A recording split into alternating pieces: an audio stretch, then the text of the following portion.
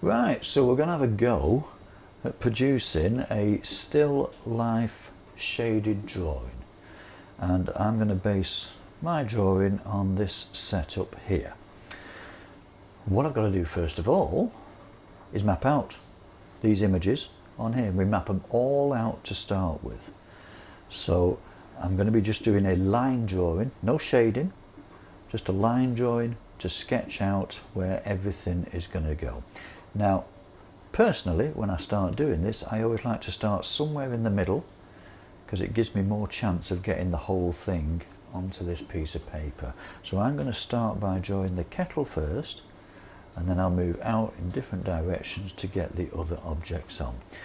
As I'm working from a photograph, it's always good to have the photograph right next to your picture and have it parallel, because what you find you can do is you can use your pencil to work out angles of lines, etc., by moving it across from one to the other. So if I was to start drawing this now, as I mentioned, I'm going to start with the kettle, and what I've got to consider first of all is fitting everything on. So we know that that milk bottle is going to be higher than the top of the kettle, so it's no good starting the kettle up here. I'm going to say the top of my kettle is probably going to be somewhere around there.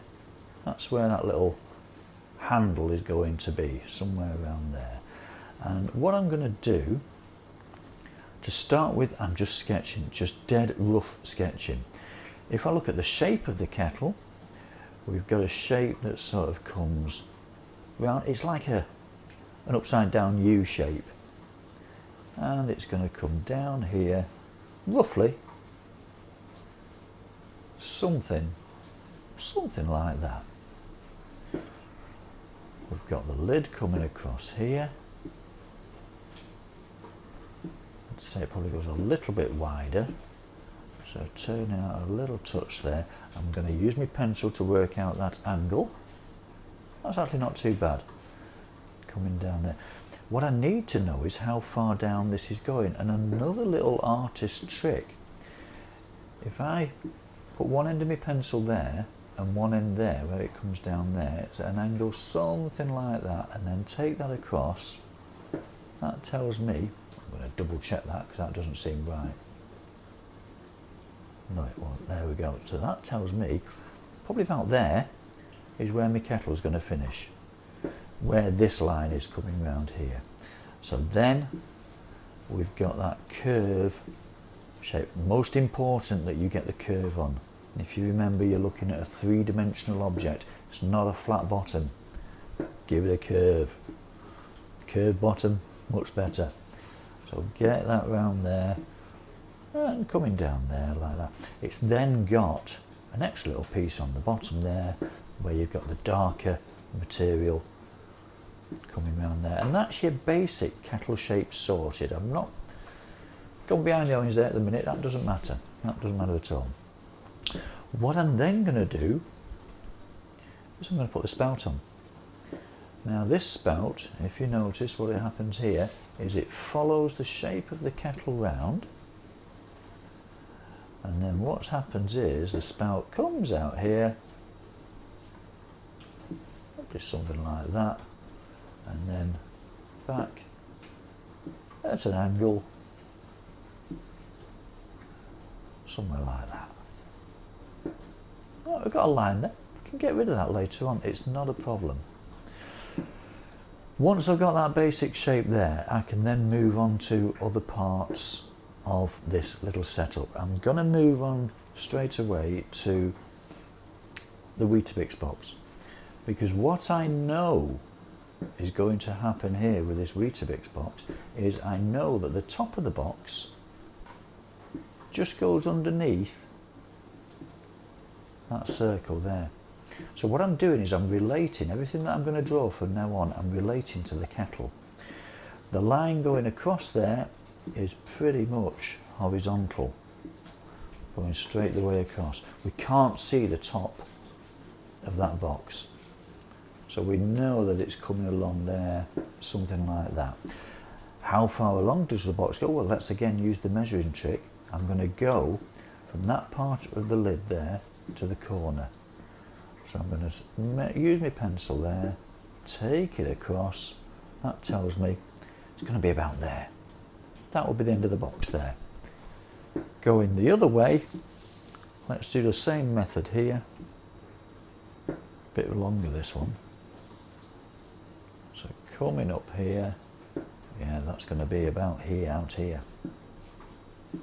Roughly somewhere out there. And coming down there. Okay. We can then start sorting out the milk bottle. Now if you notice with the milk bottle, you see the box going down a bit, and then the milk bottle is coming across, and the milk bottle goes right down to touch the kettle there. So you see what I'm doing all the time? I'm linking it up to the original drawing, and then that's going to come down here.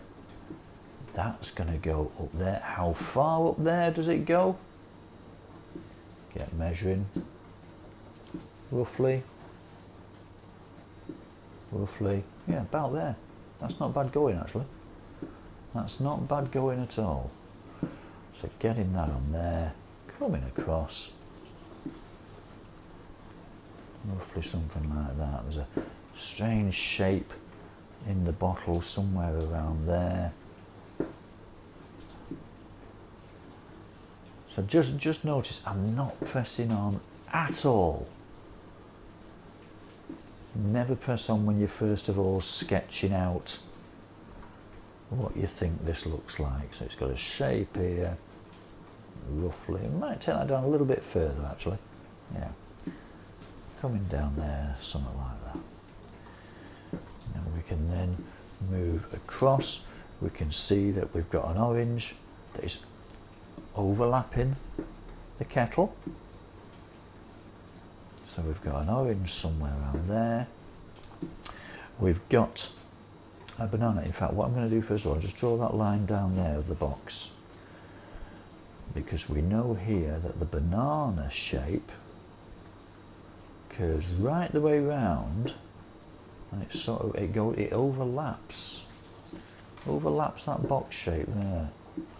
So that's coming right round somewhere like that, and then shoots back in on itself.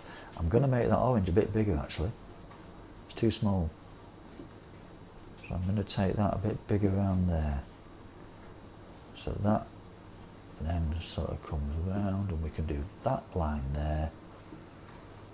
And there, then we get another banana underneath it. And then we get that end shape round there. Quite tricky things to draw bananas, which is why I've put them in. And then we get that orange shape coming round there. So we're nearly getting there now. The only other thing I want to just show you is if you're putting the detail of the Weetabix box on, I've drawn that red line because I see it joins onto there. When you do the lettering, don't do the lettering higgledy-piggledy. What you need to do is you draw a very faint line for the top of the lettering. You draw a very faint line for the bottom of the lettering. And what you can then do is work out, so we know there's a T there that fits into there. There's an R. And first of all, the easiest way to do it is just roughly map out.